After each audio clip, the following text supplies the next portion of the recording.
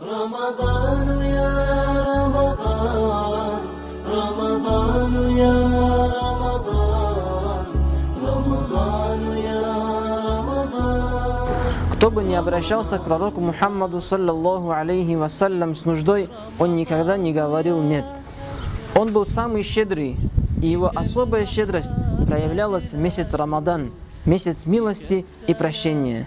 В хадисе пророка Мухаммада саллаллаху алейхи вассалям говорится: «Ас-сахи карибун мин Аллахи та'аля, карибун минан нас, карибун миналь джанна, баидун минан нар».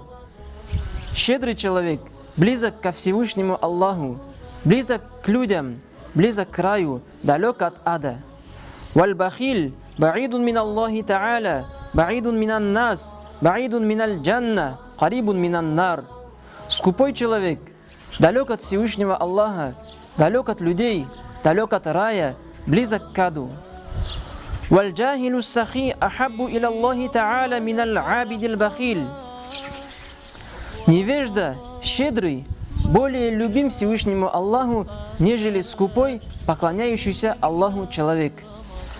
Дорогие братья и сестры, призываю вас и себя не упускать возможность в этот священный месяц Рамадан делать садака, ибо благие деяния в этом месяце увеличиваются многократно, ведь каждый из нас будет находиться в судный день в тени своей милостыни.